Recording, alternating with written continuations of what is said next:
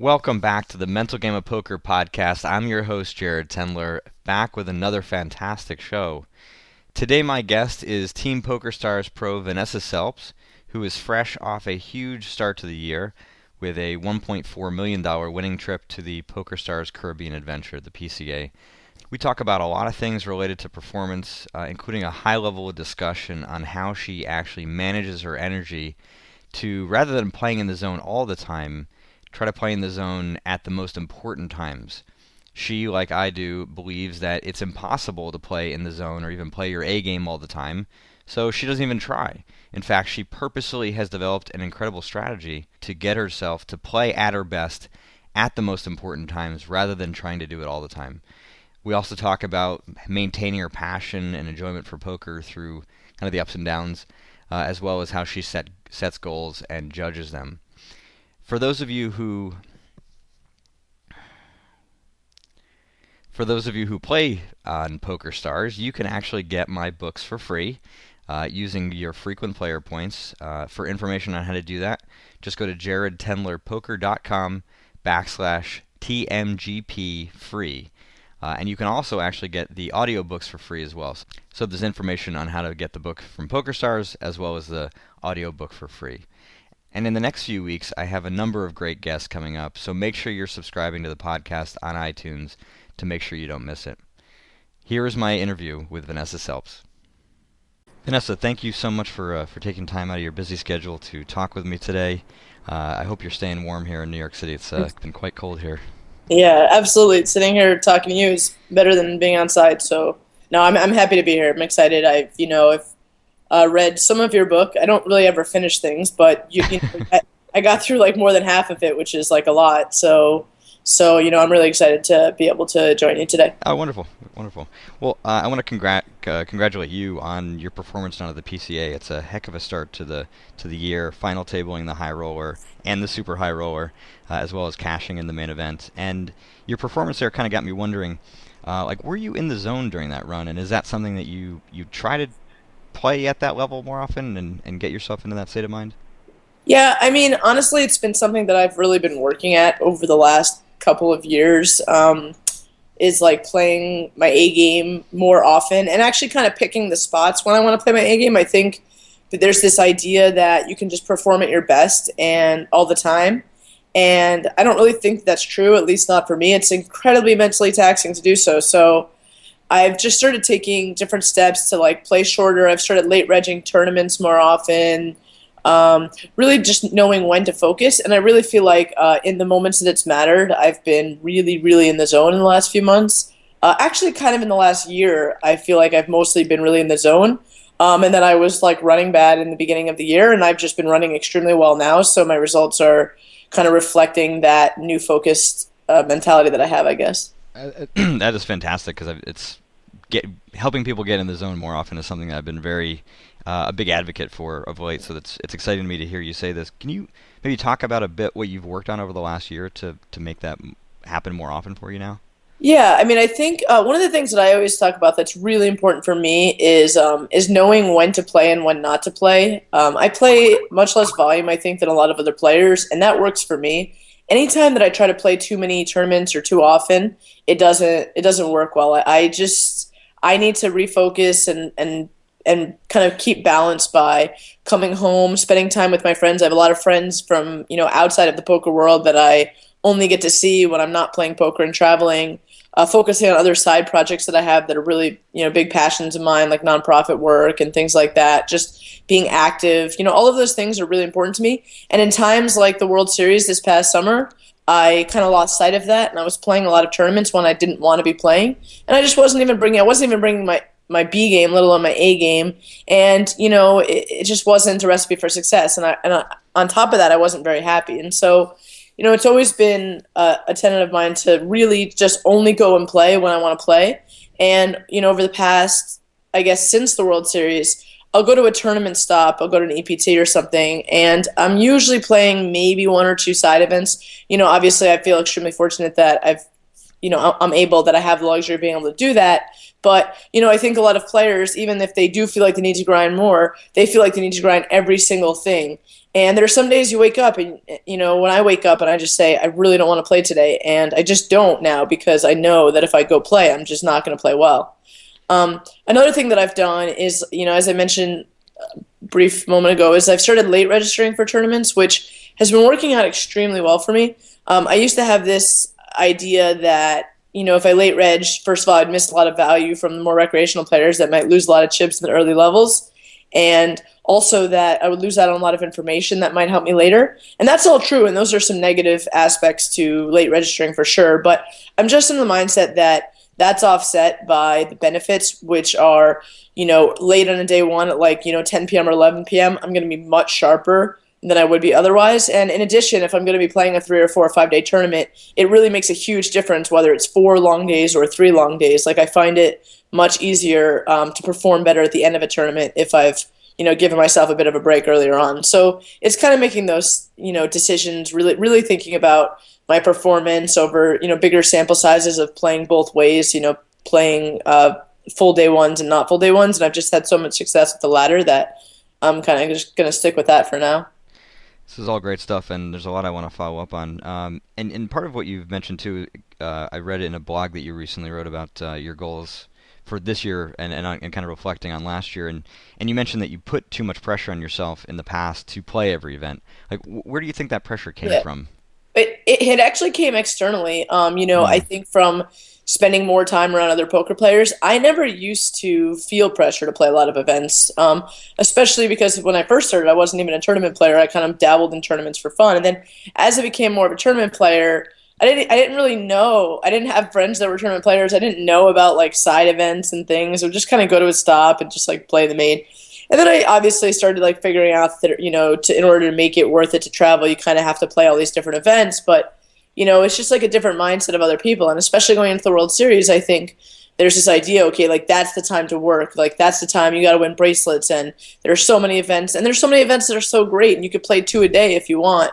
And so it's easy to get wrapped up in, well, I can't lose out on this value. My ROI is, X percent and I'm making this many dollars by playing. And is it really okay if I'm playing a 1500 with an ROI of 200% or something, then I'm basically just giving away 3,000 if I don't play it. I mean, I just think that that's like not, that's a mindset that a lot of other people have. And I was kind of playing into that and listening to that. And especially this summer, I started playing a lot more of the mixed events, which are much longer structures and much more grueling because they're the 5 PMs and they're limit tournaments and you don't bust out until day 2 most of the time.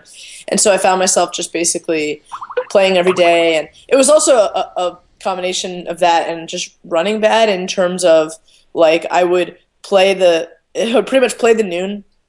I would bust right around 7 or 8 p.m. Pretty much. This was my schedule. I would bust that around 7 p.m. just in time to, get in and late register the 5 p.m. event with tons of chips. And then I would usually bust out the 5 p.m. event with about 1 or 2 hands left in the day, which would, allow me to play the maximum amount of time to then be able to register the noon event the next day as well. So, it wasn't the best in terms of being able to play all the tournaments too. But yeah, I mean, I think it's external pressure, and just for me, it's a personal choice, and I just understand myself better, and it takes some, I guess, resolve to kind of stick by that when there's no good reason to skip any one individual tournament other than kind of a long-term plan for success. And as you said, like just overall happiness. I mean, having that balance to know that you've got multiple priorities and enjoying your life is one of them. Exactly, but I'm saying, yeah, exactly, and that's, I think it's just like that's a long-term vision. That's a long-term idea. And any one day, I could make a reason to go play whatever tournament is happening. But I know that I have to take some tournaments off. So, like going into this summer, for instance, I'm going to make a schedule and look at all the tournaments and like literally carve out days off for myself where I'm not going to play the tournament no matter what. Because I think like having that longer term vision, it's tough to do when you're in the moment, but it's going to make me happier and make me play better overall. It sounds like you've also been kind of calculating the difference between the profitability of your A game and your B game, and that's part of the equation too. Has that been eye-opening to really look at that closely to see how different your games are? Yeah, absolutely. I mean, I think that my games are much, even maybe more disparate than most other really good pros. Like, I think that Well, first of all, a lot of people. I've probably made more really dumb, really terrible plays on TV than most other people, most other really top pros combined. So there's that. I'm making pretty terrible plays on a routine basis. But when I'm playing my A game, I think I'm really, really on. The thing is, I think I tried to like. I used to think that I could just. I didn't even really think about it. I just thought, oh, like it's tilt, it's bad, it's my own fault if I'm not playing my A game, if I'm playing like my C or D or F game, like I just need to get over that and be better. Instead of kind of thinking it in a more measured way where like allowing myself to know that I'm not going to play my A game all the time. It's very mentally taxing to like I can literally be sitting there in a hand and make a decision to play my A or B game. Like there are some times when I'm sitting there in a hand and I'm literally like, there's so many factors. I start to think about them, and there are times when I'm just too tired and I almost like give up in the hand. I'm like, I don't really want to think about all these different things in such an exhausting way. I'm just going to make what I think is probably the best play. And that's like probably a B game decision to do that. But I'm actually doing that more often because I'm just like, I'm tired. Like this is really hard to think through all the different factors every single hand. But I don't think it's necessary either. I mean, I think, I try to nowadays I basically allow myself to do that. If I'm on day 1 or day 2 of a main event, I allow myself to just kind of like estimate what's in the pot instead of remembering each individual bet size and adding it all up, I allow myself those shortcuts because I know that if I exhaust myself now, it's going to cost me if I'm on day 5, and I do want to make all those right decisions. So you're taking your energy management very seriously and finding ways to, as you said, take shortcuts, be efficient, and are there things that you're doing like during the levels, like between levels, between days, to help you do that as well? I mean, other than like all the cliche things that everybody talks about, like sleeping more, eating better, working out. I mean, other than those things, I don't know that there's anything specific that I'm doing. I think this is kind of the most interesting or like unique thing that people haven't really talked about in terms of the shortcuts like in hand that I allow myself to take. But other than that, no, I don't really know what specifically. I mean, I'm reviewing. I review my out of game. I do a lot of more review than I used to do. Not just, it used to be like if I would go into a high roller or if I've played with someone before, I would, look through if I have any notes or anything like that. But nowadays it's more just like I take notes on the hands that I play. If there's any hands out of the ordinary or anything that occurs to me. And before every single main event, like if I'm traveling down there, I make sure to read through those notes and kind of get myself mentally prepared that way. But other than that, I don't know there's anything specific that I'm doing. Yeah, I mean, as you said, the shortcut. Well, I think everything you're doing off the table, it sounds cliche now, but a couple years ago was not standard by any means. So it's still, right. I think, kind of, at least for the top end of poker players, still something to aspire to. But for you, those shortcuts in game, I mean, do they also include just relaxing more in hands that you're not in, or like are there other tricks that you're doing at the table? No, I don't actually like mine. For me, it's not that taxing to like keep track of everything that's going on. I don't use any electronics. I don't do anything like that at the table. I'm pretty much watching everything that's going on anyway. So I try to be really focused. But I mean, I think it's just a general attitude of like just knowing how stressful it's going to be in a day 3 or a day 4, and therefore allowing myself to like relax a little on day 1 or 2 and just take it less seriously, have more fun.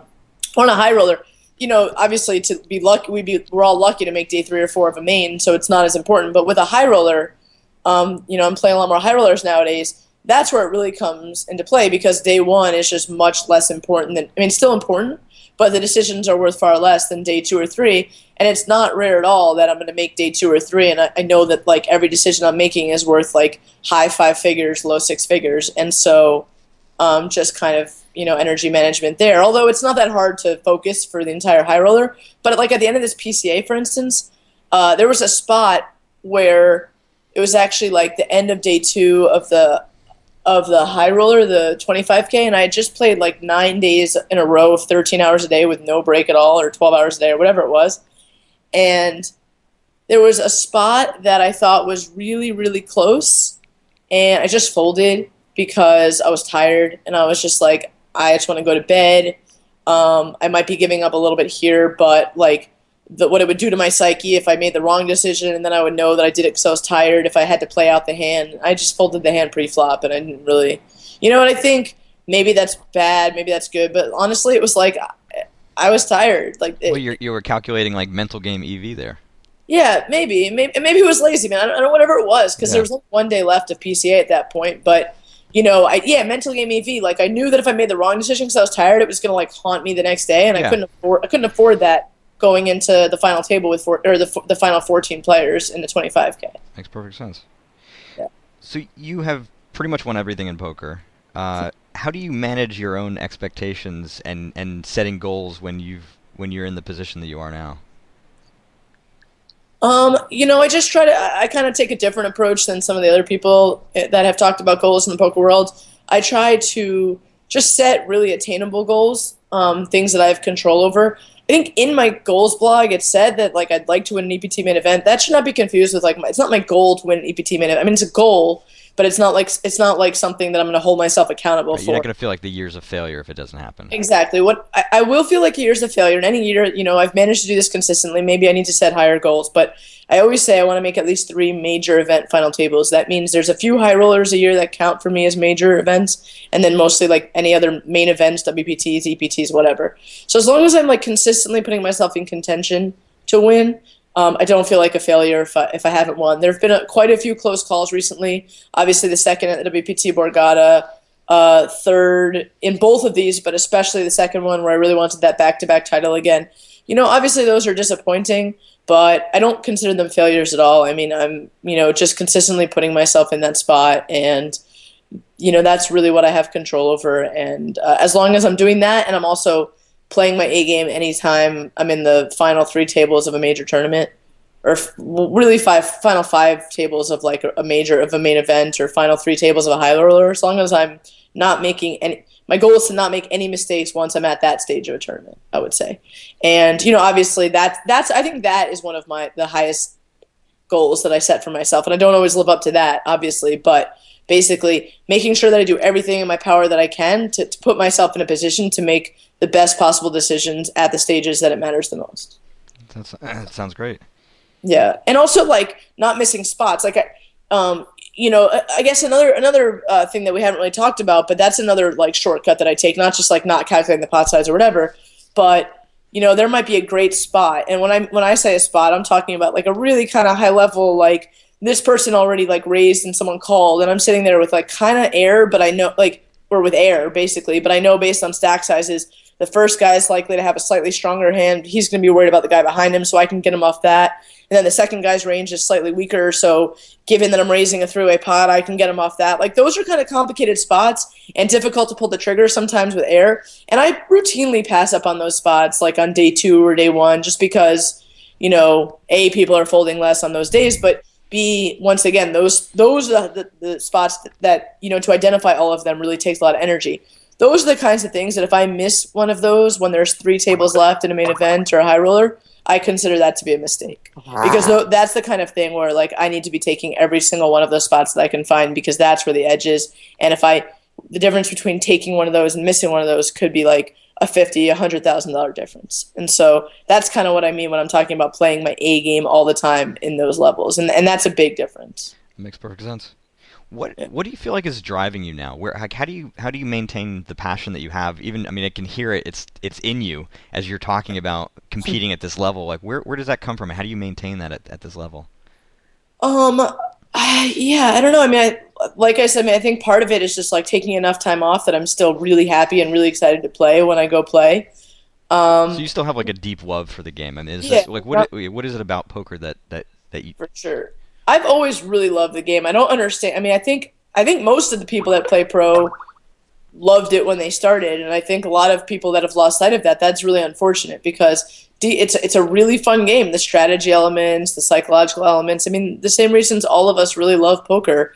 I think the really top players played so much early in their careers that, we all did. I played a ton. I mean, I was, playing every single day for probably like 2 or 3 years straight. Playing, thinking about it, and we're talking 12, 14 hours a day. And, I think some people have lost sight of that. And for me, it's just like keeping it fun. And so it's whether it's taking time off. Sometimes, I am really tired of no limit tournaments. Not right now because I'm running great. But like, of course, when you bust out of, day ones aren't that fun. And when you play like 6 or 7 main events and bust day one every single time, it loses its, appeal. And so in those times, I make sure I'm playing more mixed games, cash games, or I'm, switching up. A lot of times I'll switch up like kinds of poker that I'm playing, stuff like that. Basically, it's just making sure that I'm always having fun, and if I'm not, just finding a way to make a change. So do you think a lot of other players have kind of gotten burned out, and they've gotten burned out perhaps some of the external pressure, as you mentioned earlier, where they're just essentially kind of grinding their mind into the ground, where to the point where the game just loses totally, everything. and they autopilot their decisions, and not only is it like, I love that, because as me, I'm sitting with all these regs, and I'm like, oh, this person has been on a downswing, or whatever. And then I see them make a play, and I'm like, oh, I know exactly what they have here because they're on autopilot, and I know what the autopilot play is here, so I know what they have. It's great. It's really easy to play against, So, yeah, I think that there's a lot of that. And unfortunately, it's a lot of the problem with, like, the way backers and horses operate, and you get deep in makeup, and people lose their focus, and they lose their passion. And, I know, like, I'm sitting here, and I don't ever mean to be preaching, because I know that I've been extremely fortunate in terms of how I've ran, and the fact that I don't have to be backed and all these things. So I understand there's a lot of external pressures that I'm not facing, and so it's hard for me to sit here and tell other people like what they should be doing and stuff. But I do think it needs to still be fun, and it's really unfortunate when people treat it like it's just a job and they're kind of slaving away. It's clear that you have an incredible work ethic to go along with that passion, and I'm curious kind of where you stand in the talent work ethic kind of spectrum, conversation that goes on a lot. I mean, do you think that there is like a natural talent for poker? Do you think you have it? If you do, or do you think that it's more work ethic, and that because clearly you've had an incredible work ethic from an early age. I mean, you went to Yale and Yale Law School, so. Yeah. Honestly, I'm not really sure. I think it's definitely like there's definitely a huge talent component. I think talent is more than 50% of it.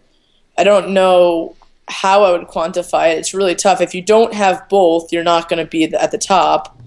I don't even. It's funny because I don't even think of myself as having such a big work ethic, because I've worked hard at a lot of periods of my life, but I've also not worked hard in a lot of periods, and it's always correlated with when I'm having fun with what I'm doing. So, if I've chosen, like, there's been some times when I've had research projects that I've been in love with, and I'll just sit in the library 16 hours a day and grind out a really long thesis or something, and that's like fun for me. But then if I'm working on a project, whether it's school or something else that I'm not passionate about, then I'm the biggest slacker there is. So, for me, it's really hard to separate those things out, and poker's always been really fun. So I don't know what kind of work ethic is necessary. But in terms of talent, there's tons of people that are going to try to play poker. I can see, in my coaching, it's easy to see. Like, I've coached, I don't really coach that much anymore, but I probably coached like 75, 80 students over the course of my coaching career.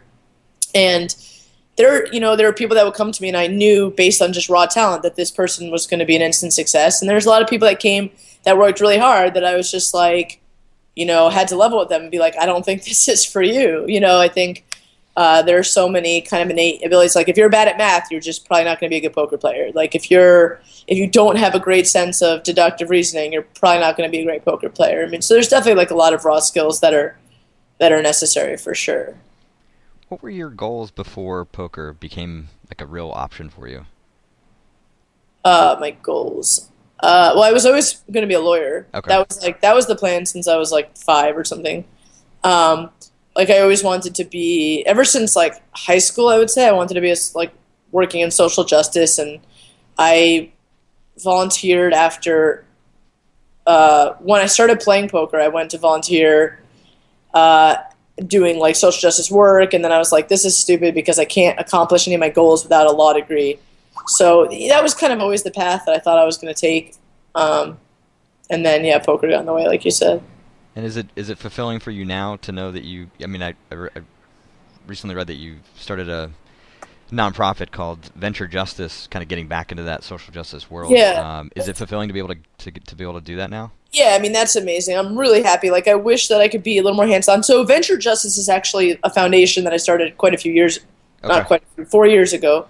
The foundation is basically a way for me to fund the various things that I'm interested in. So I've been funding like other projects up until now. And this is the first year that I'm starting up my own project and using venture justice to fund. I mean, whatever, it's like a nuance of it. But basically, it's like I'm starting a nonprofit that's about police accountability and police misconduct.